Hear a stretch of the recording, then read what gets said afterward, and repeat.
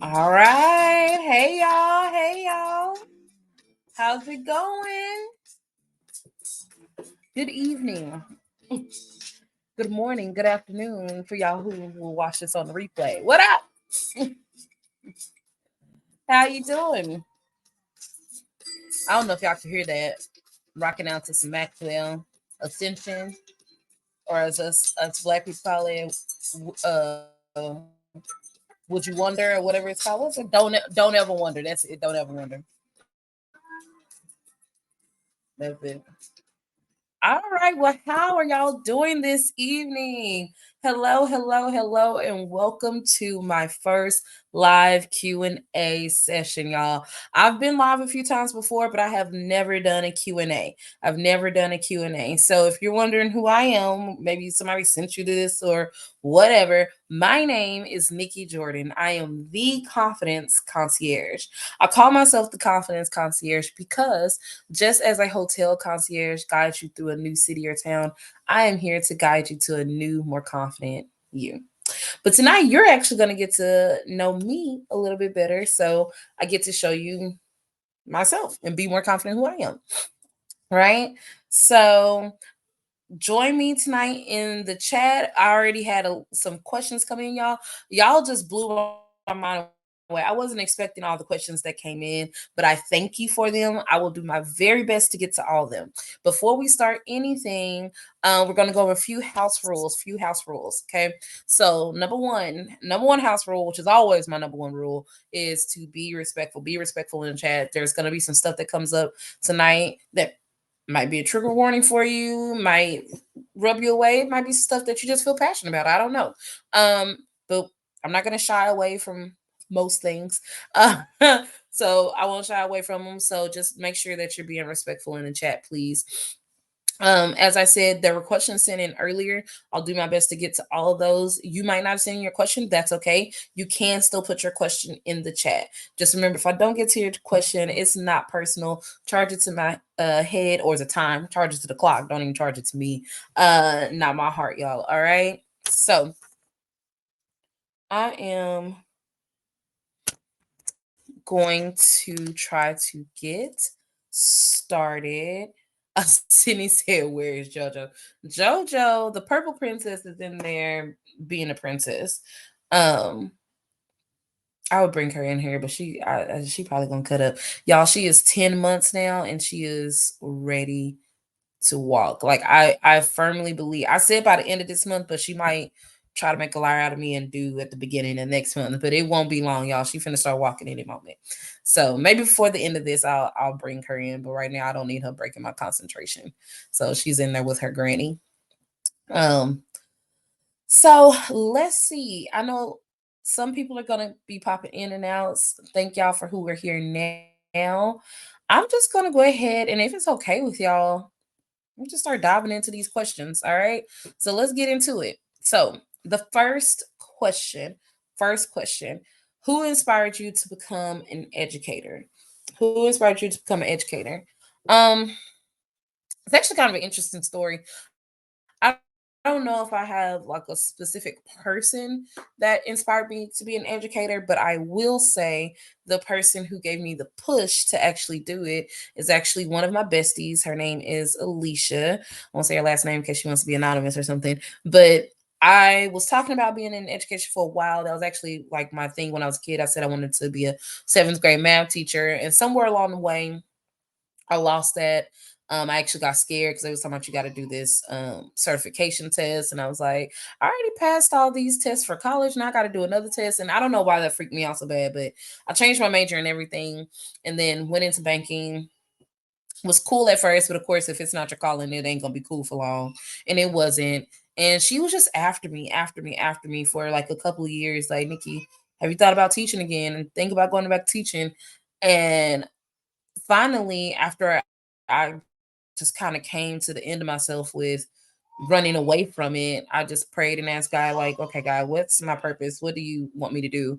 And then the next day, she asked me again. And I promise y'all, even though she had been asking me for like 2 years about education, it sounded like she had said it for the first time. I swear the sky parted, the sun shined, angels were and birds were singing, and I was like, huh, yeah, why not? And the rest, as they say, is history. I looked into it, did my alt cert, and been rocking and rolling ever since. I'm trying to make sure that I don't miss y'all's questions in the chat. So that's how I became an educator. So shout out to my bestie Alicia. Wouldn't be here if it wasn't for her. Do you have any hidden talents? Do you have any hidden talents? I don't know if I have any hidden talents, but I will say one thing that might surprise people is that I'm low key trilingual. Low key trilingual. Yes, I said try as in three, right? So obviously I speak English clearly. Um, I also yo hablo poquito español. Solo poquito. Um, and I know a little sign language. So my sign language teacher is actually my friend on here, who is my she's my high school teacher. We're actually Facebook's friends. So I still call her Miss Perry. That is not that lady's name. But Lindsay, if you're on here, shout out to you. Because I still remember some of the things you taught me in high school about sign language. So I can't ever claim that me being trilingual because I don't know enough, but I do have, yeah, I am low key a little trilingual. Um, and my Spanish, I actually get a lot of compliments on my Spanish, the little Spanish I know, because people say, like I, not that I'm putting on their accent, but like you don't really hear my American accent that much, which is really cool. So just saying. But y'all know if anybody knows me, they know I love Hispanic culture. So I don't know, maybe in a former life, child, I was married to one. I don't know, maybe I was one because I promise y'all, I wanted to marry a Puerto Rican. That was my dream, was to marry a Puerto Rican. That's why my husband's name is Carlos. I really thought I had caught a Dominican, y'all. But anyways, okay, moving on. Now I'm gonna say too much. Um, next question. Um, what is the best piece of advice you ever been given? Mm, I don't know. That one's hard off the top of my head. The first thing that comes to mind, honestly, best piece of advice, the first thing that comes to mind is read the word for yourself. So if you follow me at all, you know I'm a believer. I am a daughter of the King, Jesus Christ. I love him with all my heart. And one of the best pieces of advice that I can say and that I even tell others is to read the word for yourself. Do not just trust what people tell you. And a lot of times it's not even that they're trying to steer you wrong, it's that they don't know either. There's so many things that we say that the word says, but they actually don't say. So that's what comes to my mind off top. If I think of something else later on, I'll shout it out. But yeah, read the word for yourself. Let me see. What's the next one? Have you ever thought about doing a podcast on mentoring? Yes, I have. Um, not to say too much, but just stay tuned. We're working on some stuff. So, but I have it. Yeah, I have.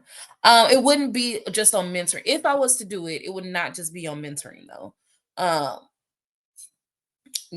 I feel like there's so much that topic is really so broad. So and I don't want to narrow it down, right? And so it wouldn't just be on that, but yeah, I have. I've been asked that a few times. Yes, I have.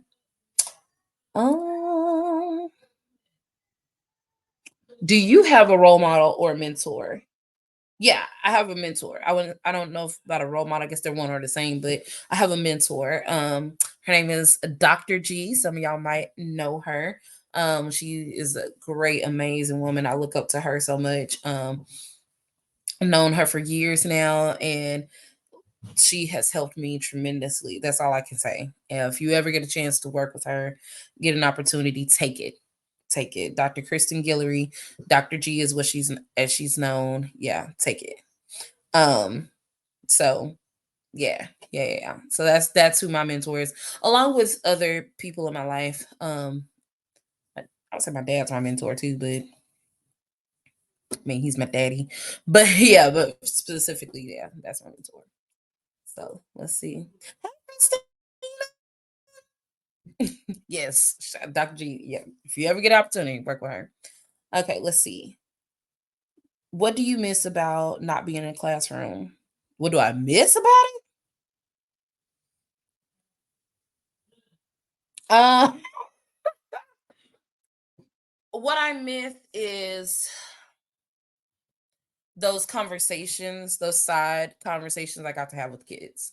My heart has always been directly tied to them, and so I miss those conversations to where we we got off task and we went to the left, and it was partially my fault, partially theirs, and we got to talk about something else. But I feel like those are the moments that really stick because we're not talking about something that really interests them, or maybe a life issue, or just whatever it might be. And so I do miss that, having kids to call my own and being directly able to impact and influence them in that way with having those conversations and stuff.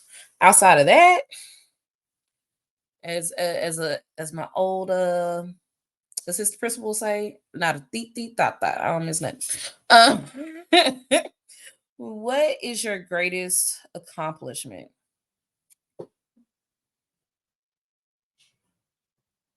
I don't know. I don't think I've accomplished it yet. I don't think I've accomplished it yet. I think there's still so far I have to go. Um, I don't think I've accomplished it yet. So maybe the first thing that comes to mind is passing this 8 pound baby through my hoo ha. But I mean, women been doing that for centuries. So, but I don't think I've accomplished it yet. I think God is still doing a major work, and it's on the way. So, um, if you put your name for who asked these questions, I'm sorry. When my person put them in, we didn't put the name, so sorry, so I'm just reading off the question. So if this is your question when I read it, claim it. Okay, claim that question. Okay. Um, what would you do if you won the lottery? Okay, I got this one. Okay. So I won the lottery. What I would do is the first thing I would do is I feel like I'm supposed to say the first thing I do is pays my tithes. So I'm gonna say that. First thing I do is give back to the Lord. Okay. Then after that, I would clear all my debt. I would clear all of my debt, including my mortgage, all of my debt. Because after that, that automatically gives you extra income. After I do that, after I cleared all my debt, I would set up um accounts for not just regular savings, but I would get with a money manager to set up certain accounts. For me, obviously for my child and stuff like that, so that we can have generational wealth going later. Um, and then after I set up accounts, after I clear my debt, set up accounts, um, I gotta go on vacation.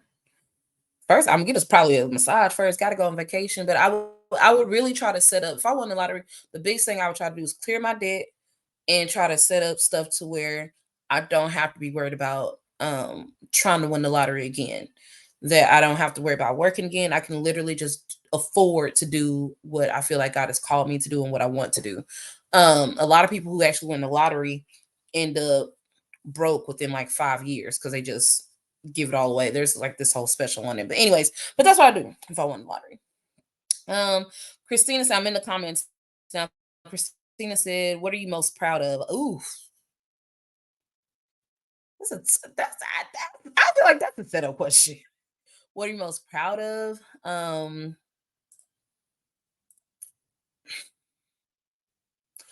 most proud of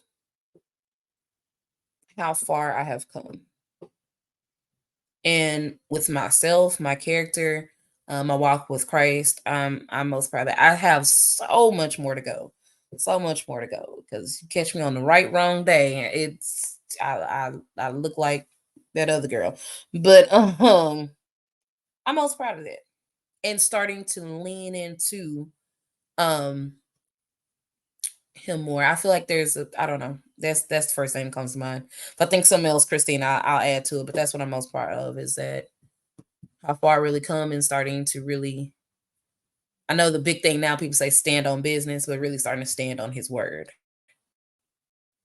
and like really stand on it. Um, so let me see. I know the first thing I'm doing is changing my name to a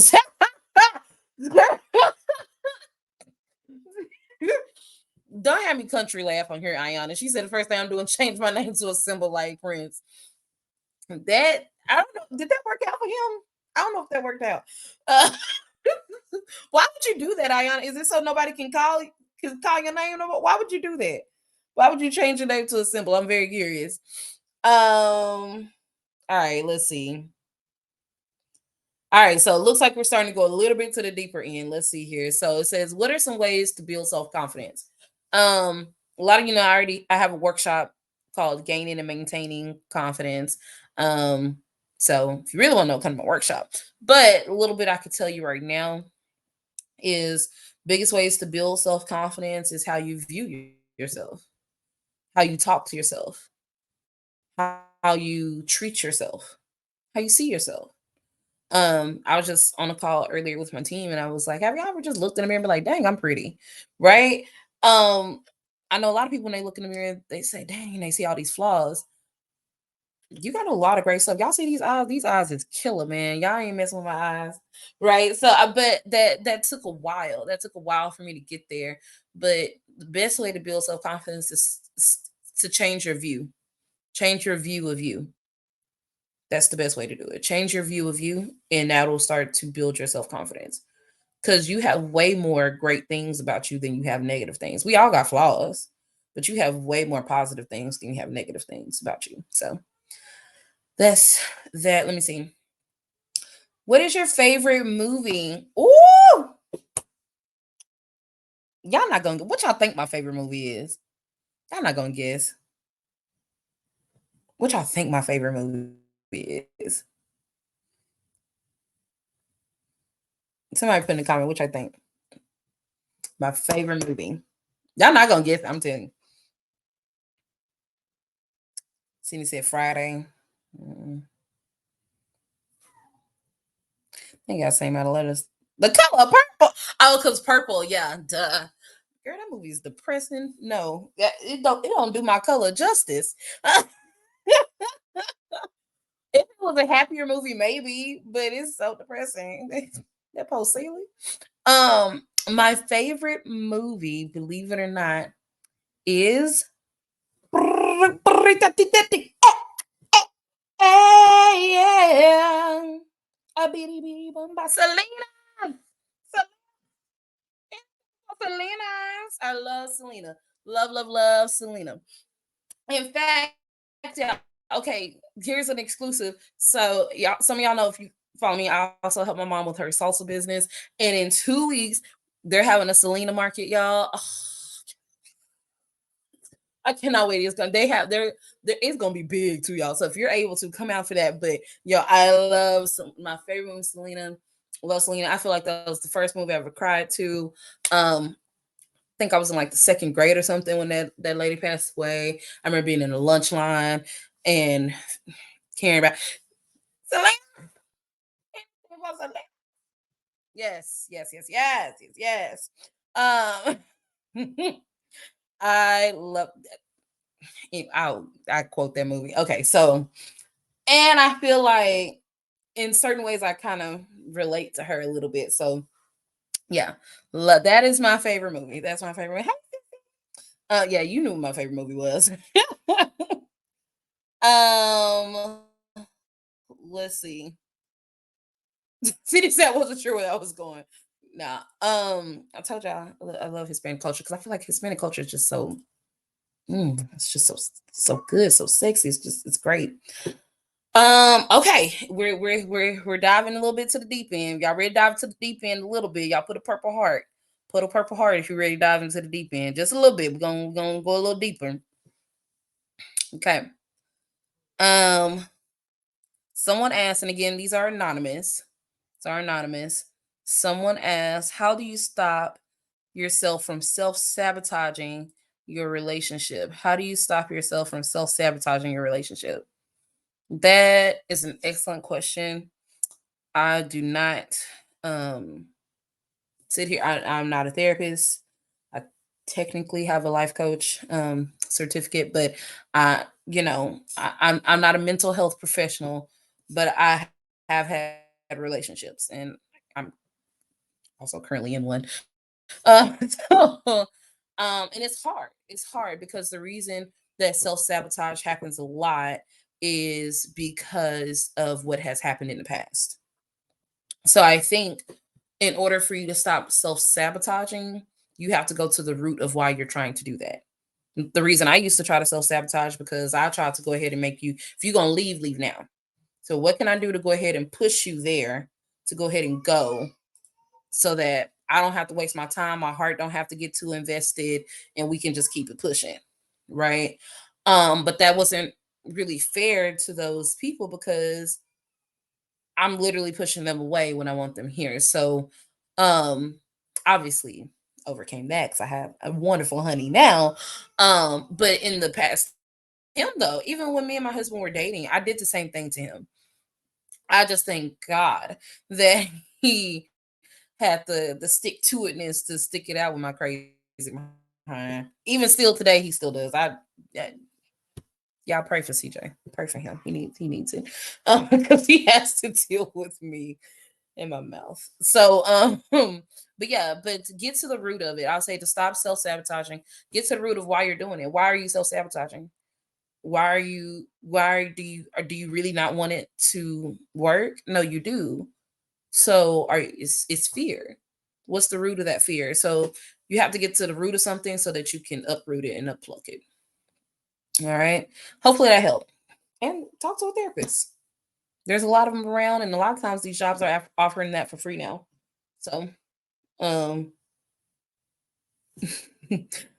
what would you do if your son was at home crying all on the bedroom floor because he's who did that?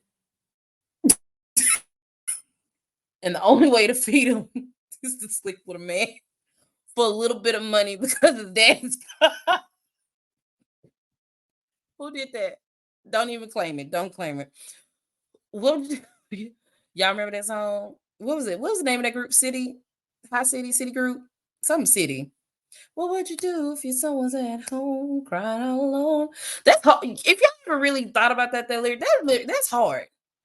Your baby on the floor crying, not even in the high chair, not on the couch. Your baby on the floor crying. Where's the furniture? And the only you mean tell me there ain't no other options. You ain't got wick, you ain't got food stamp, you ain't got nothing. The only way you can feed this baby is by putting yourself out there so that you can get some money because his dad is gone in and out of lockdown and you ain't got a job now. My God, today. Go check your resources, honey. There's resources out there for you. You don't have to do that. Jehovah Jireh, he still provides. Check your resources. Okay. Where's the furniture? The baby shouldn't be crying on the floor. Um, all right. I don't know who did that, but there you go. Um, do self affirmations actually work? I think so. I think so.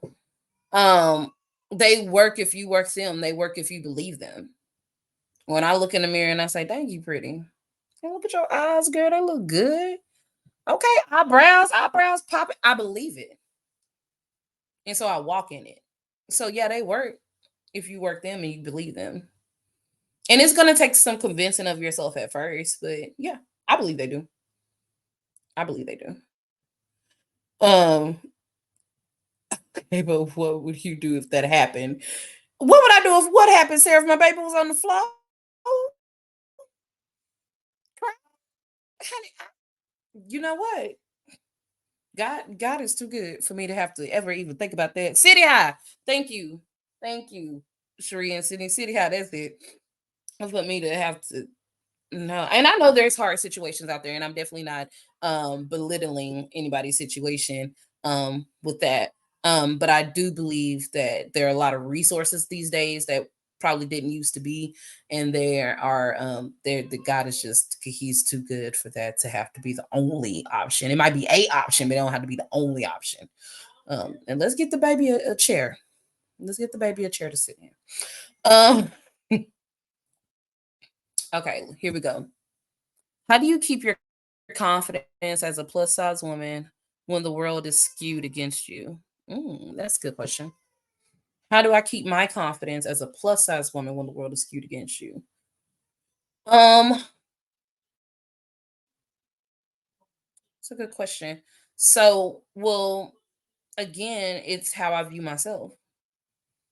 How I view myself is not determined by how others view me.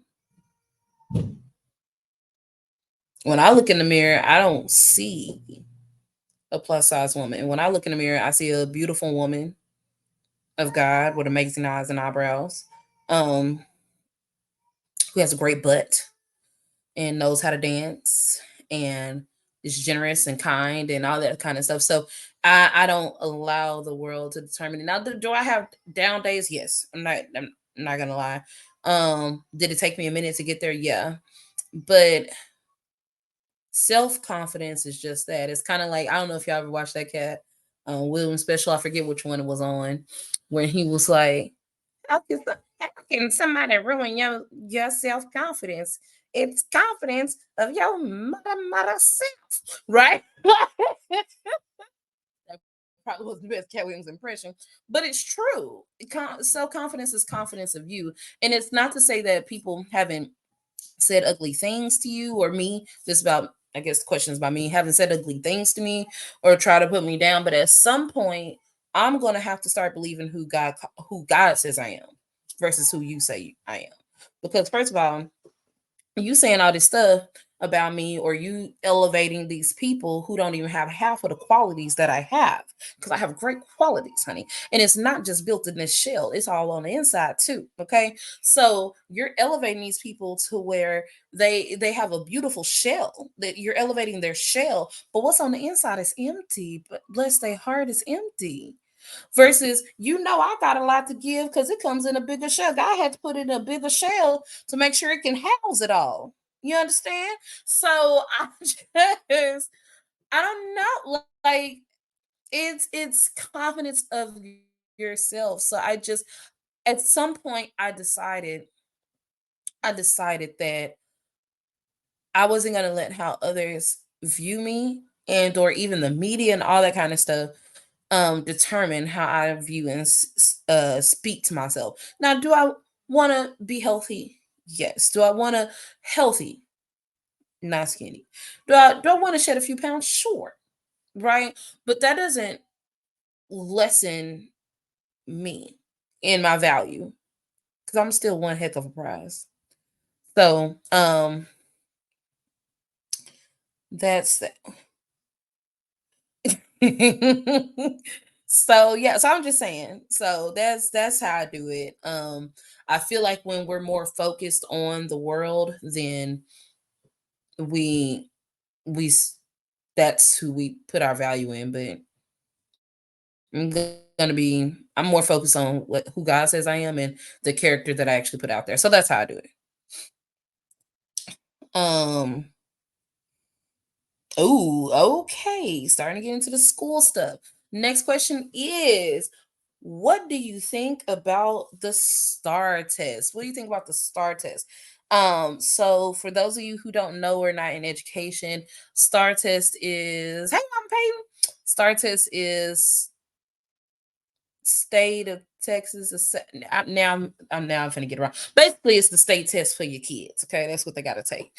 Um, so at the end of most years, they take this test in the core subjects, which is math, reading, science, and history. Okay, not every year do they take all four of these tests, but they definitely take math every year. And then the other three, they kind of vary. So how do I feel about the test? Okay, I said I was going to answer most questions, so here we go. I hate it. I think it is. Okay, I'm still employed with a district, so let me. I think it is a setup, and the stupidest thing that we do. So let me break this down to y'all. Let me tell y'all how most teachers feel this way about a test, but I'll just say, I'll be honest, I don't care. Here it is. All from the day teachers walk in the door. So teachers come to school about 2 weeks before your kids get there to prep and do, get ready and all that kind of stuff so that they're ready to receive your child. Okay. From the day they walk in that door up until the day the test is taken, the year is dedicated to that test. Dedicate. If any educators in the chat, please confirm. The year is dedicated to that test. We go over last year results, talk about what is it going to look like this year, and then we start talking about how we're going to go to it this year. Now, here's the thing. You would think if we're dedicated to that everybody would be like, oh yeah, it's like kind of being dedicated most of the year to like make sure you have a great birthday party, right? No, no. On that day, it is the worst. It is the day that everybody also dreads. Teachers can't stand it. Kids hate it. Administrators don't like it either. Don't get it twisted. The administrators don't like it either. Everybody on those days is absolutely miserable. But yet we worked the whole year for this. It's like working the whole year. Okay, I'm a football fan, right? It's like playing the whole year and finally making it to the Super Bowl and being miserable. Isn't that supposed to be like the best day of your life if that's what you worked all year for? It is not. It is not. Everybody hates it. So if everybody hates it, from the administrator down to the kid, why are we doing it? Who's benefiting from it? I'm gonna stop right there because I'm about to say too much. But I'm just saying, and I'm gonna throw this tidbit out there. I'm probably not even supposed to say this, but I'm gonna throw this tidbit out there. Y'all know y'all don't have to let y'all kids take that test. You can write a letter and say you don't want your kid to take the test. And they don't have to take it. It is not required. And let me also say this, that test, no college looks at that test. They still look at SATs and ACTs. There has not been a college yet that say, hey, send me that kid's star scores. They don't do that. They don't do that. But I'm gonna move on. I don't want to get in trouble. I'll move on. Okay. I don't want to get in trouble. All right.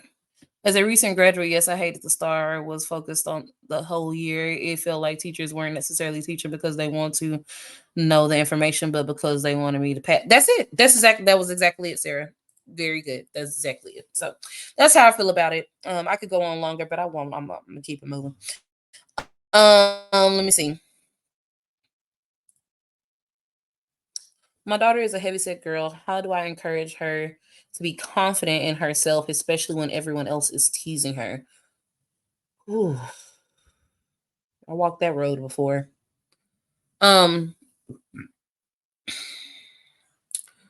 my daughter is a heavyset girl. How do I encourage her to be confident in herself, especially when everyone else is teasing her? You know, the best thing that you can do is to see her.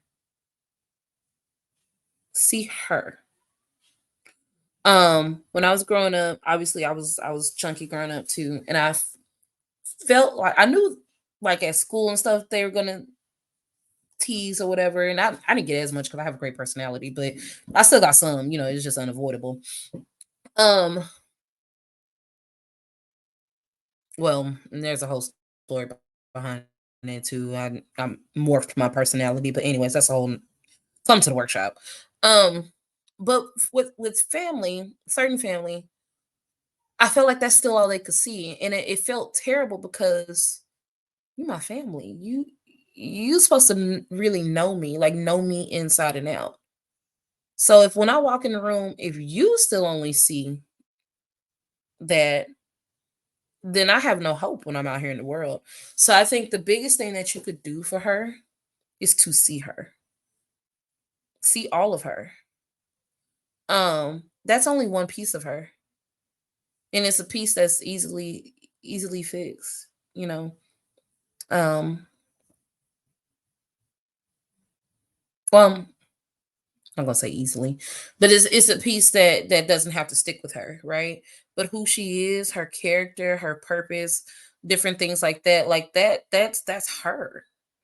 That's her. So if you could start seeing her, who she is, the beautiful parts that are on the outside, but all the amazing parts that are on the inside, that will help. Because just to know that somebody sees you past the shell is really, really helpful. Um, and then to help her to see her beauty inside and out. Start with the inside because that inside, we could do all kind of stuff with this outside, but that inside, man, that inside got to be right. So help her to see her. Um, I hope that helps. I hope that helped. Um, what piece of advice do you have for individuals who have big dreams but don't know where to start to pursue them? Wow. Um, just start.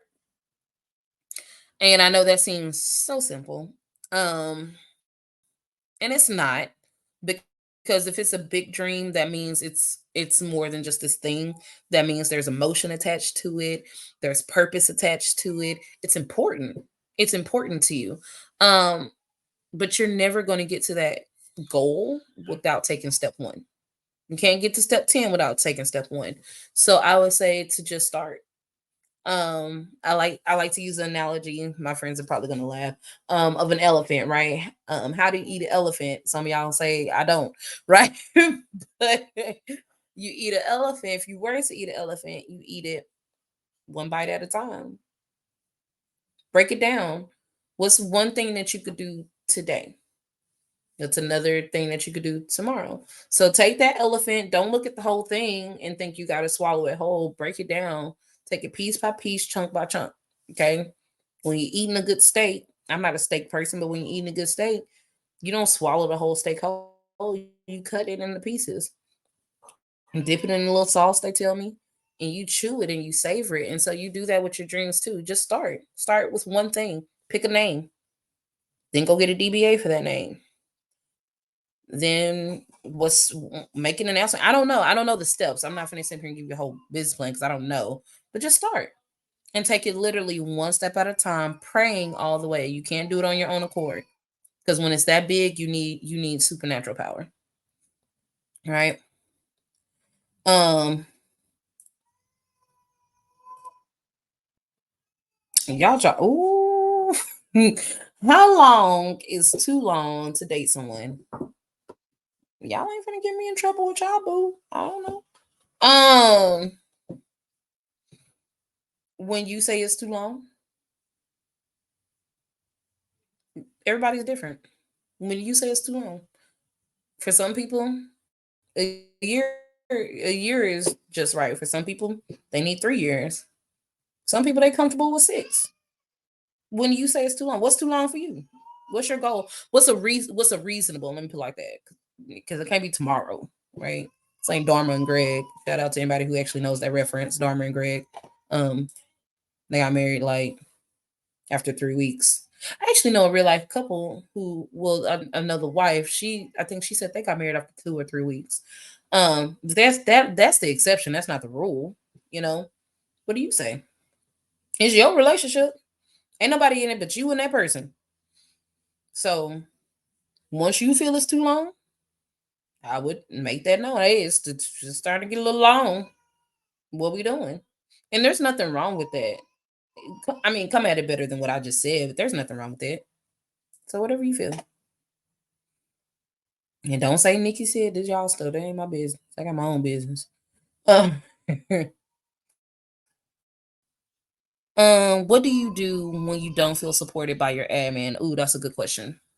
Because that's an epidemic that's happening too. That's the real epidemic. We were in here talking about other stuff. It's the lack of support from admin. And some admin are great. Some admin are really great. Some are not. My first principal, I will not say her name. She was not. I like to say she was a Jerry Jones. She could pick great talent, didn't know what to do with them when they got there. Um, if your admin is not supportive, find people in the building who are. Is your instructional coach supportive? Is your team supportive? Who is there in the house, in the building with you that is supportive? And build community with them. Because your admin is not the end all be all. In fact, you don't even talk to them like that. Most time I try to keep the admin away from me. Just I try to fly right up under that radar. You don't even know nothing I'm doing. I used to tell kids all the time, don't even draw attention to my room. Like come at evaluation time, then pop right on back out. Right. So who is there that is supportive? And stick with them. Have them help you. If you're speaking, because as an educator I know some things like the instructional coach can help. If you're speaking in regards to discipline, um you are going to have to find ways to discipline yourself. Now I am not saying start going upside these kids heads. That's not what I'm saying. I'm not saying what was that, where was that at, that was it in Alabama, where was that, y'all, that they man went crazy and started doing with the chairs, where was that at, when I mean when that boy swam across the river and they went all crazy. Where was that at, y'all? Was that Alabama? I ain't saying have that moment. That's not what I'm saying. But I am saying wherever that was, um, Rowlett. That wasn't Rowlett.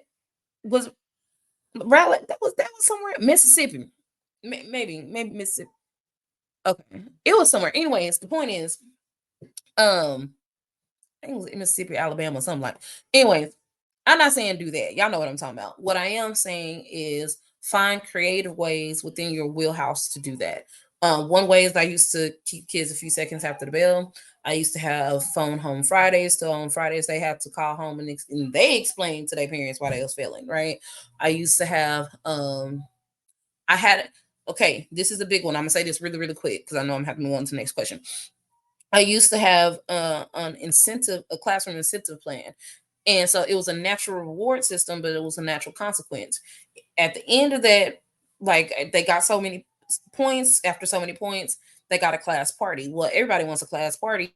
So that made them to start policing themselves. So you just have to come up with different like little creative ways. And your instructional coach can help you with that. If it's not called instructional coach, there's some whatever your coach can help you with that. Your team, the veteran person on your team, they can help you with that. There's creative ways that you can do it, and stuff like that. If your admin is not supported, but that is your classroom, that is your house. When you're there, probably more than you are at your house. Treat it as such, and make sure everybody else does too. I mean, they got to respect your place, and that it starts with the kids, and it goes up to admin. Montgomery. That was it. Montgomery. Montgomery. Chad, don't pull a Montgomery. Just find creative ways to have discipline. Let's see. Uh-oh. I think we might be to our last question. How do you know when it's time to leave your profession and pursue something else? Ooh. How you know it's time to leave your profession and pursue something else? Okay. My humble opinion, because obviously none of this that I'm saying is law. My humble opinion, you know it's time when that agitation that you feel just grows to where, in other words, you're just completely checked out.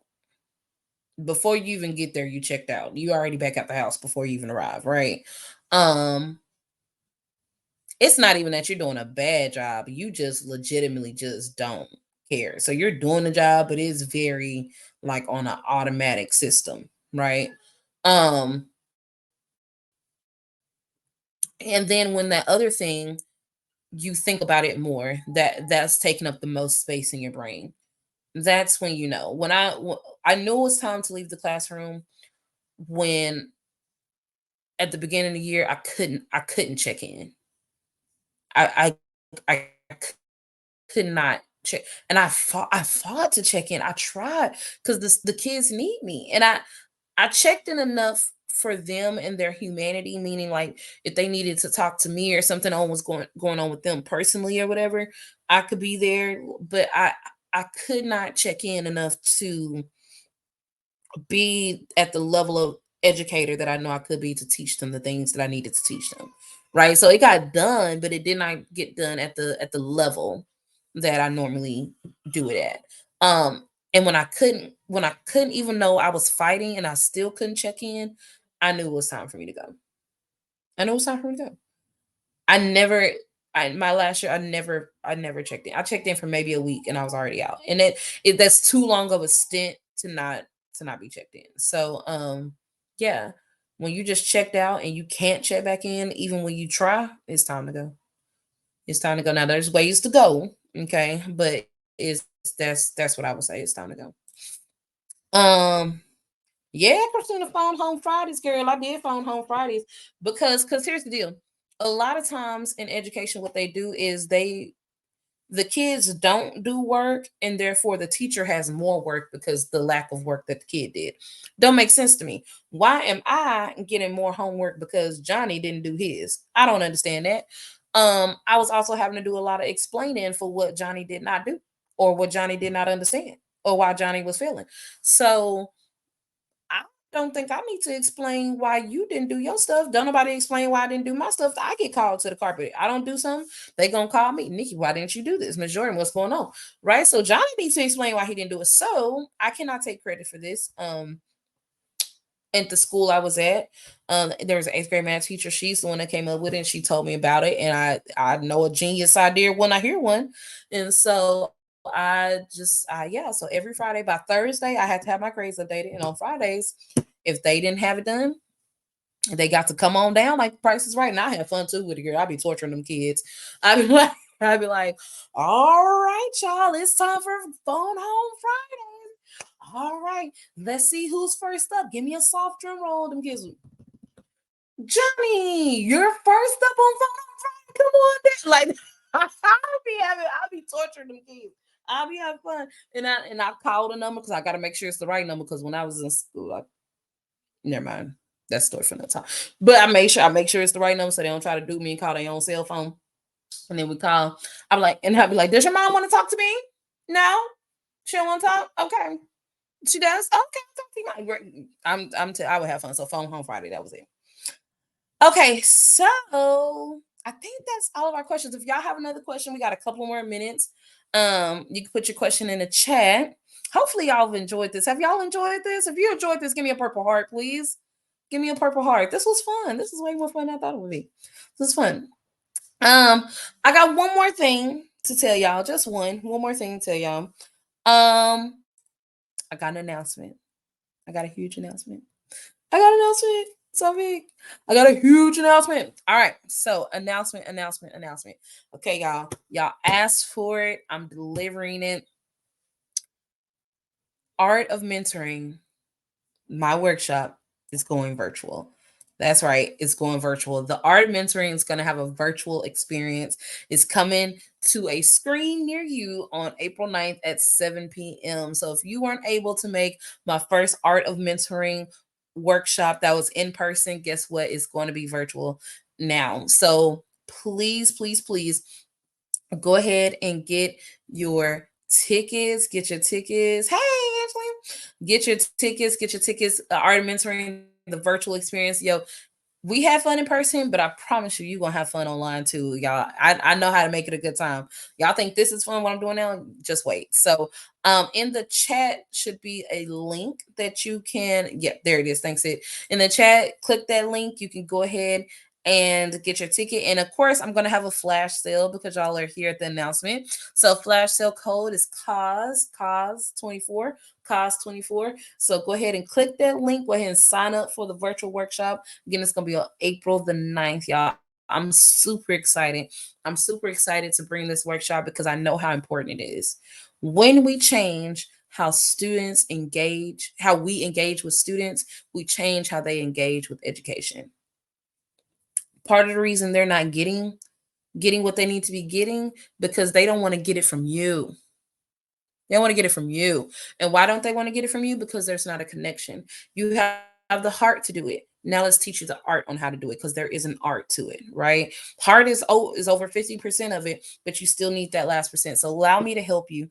Allow me to help you and show you how to make that impact with whether it's a student, whether it's your child, whether it's your mentee, whether it's your coworkers. Maybe you are a manager. You need to better connect with your employees. I promise you, this will help you.